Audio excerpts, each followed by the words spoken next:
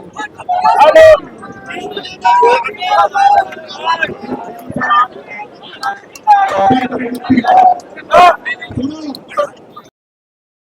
नरेश भारी जनसलाब के साथ भारतीय जनता पार्टी कार्यालय में पहुंची है।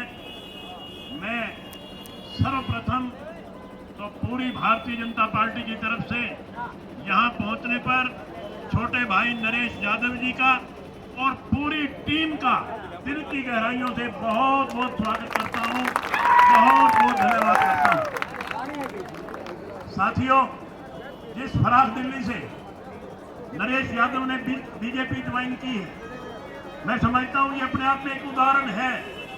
ना कोई कंडीशन, ना कोई शर्त, खुद मुख्यमंत्री जी से बात करके और बीजेपी की नीतियों को देख करके, क्योंकि इन्होंने कांग्रेस में रह के देखा, कांग्रेस केवल और केवल जात पात की राजनीति करती है, कांग्रेस केवल और केवल भाई भतीजावाद की राजनीति करती है, कांग्रेस केवल और केवल इलाकावाद की राजनीति करती है।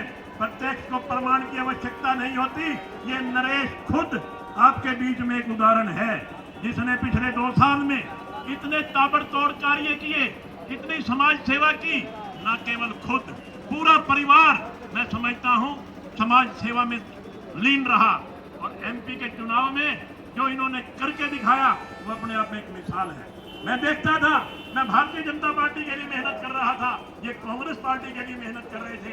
ये अकेले मेहनत नहीं कर रहे थे, इनका परिवार, इनकी माँ, इनकी बहुएं, इनके भाई, पूरा का पूरा परिवार कांग्रेस पार्टी के लिए पूरी तरह से सेवा में संलिप्त था। मगर कांग्रेस पार्टी ने इनकी पहचान नहीं। सही मायने में अगर कांग्रेस पार्टी इसकी पहचान कर लेती तो इस हीरो को खोती नहीं। सच्चाई है ये। साथियों, कई बार कहते हैं कि परमात्मा जो करते हैं अच्छे करते हैं। सही मायने में तो ये उस नापाक पार्टी थे। आपने देखी उनकी कार्यशैली, पिछले 10 साल तक उन्होंने राज किया, किस किस्म के जुल्म नहीं किए उन्होंने, कितनी इलाकावाद की राजनीति की, कितनी भाई भतीजावाद की राजनीति की और कितनी जातिवाद की राजनीति की। वो किसी से छुपी हुई नहीं है। झांसी का क्या हाल बना दिया था वो भी आपसे छुपा हुआ नहीं है। उन बातों में नहीं जाना चाहता। मैं आपको से बेनती करता हूं कि उन पूरी पुरानी बातों को जरूर याद रखना, न केवल खुद याद रखना कि उन्होंने किस किस्म से झांसी के साथ व्यवहार किया था। ये बात घर घर तक पहुंचानी है। आज मैं समझता हूं कि नरेश यादव टीम ने भारतीय जनता पार्टी को शामिल होकर के भारतीय जनता पार्टी को मजबूत करने का काम किया है। निश्चित तौर पे विनोद विहाना और नरेश यादव एक एक मिलके 2 नहीं हुए, एक एक मिलके 11 नहीं हुए, एक एक मिलके 111 हुए हैं। क्योंकि नरेश यादव अकेला भारतीय जनता पार्टी में नहीं आया।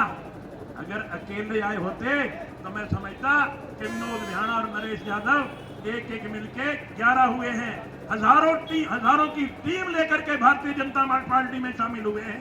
इसलिए मैं समझता हूं एक 11 नहीं, एक 111 हुए हैं। साथियों, मैं बहुत बहुत स्वागत करता हूं इनका और दिल की गहराइयों से इनका धन्यवाद करता हूं। आज इन्होंने भारतीय जनता पार्टी में शामिल होकर के भारतीय जनता पार्टी को एक नई ताकत दी है। झांसी हल्का से भारतीय जनता पार्टी को जीत सुनिश्चित की है।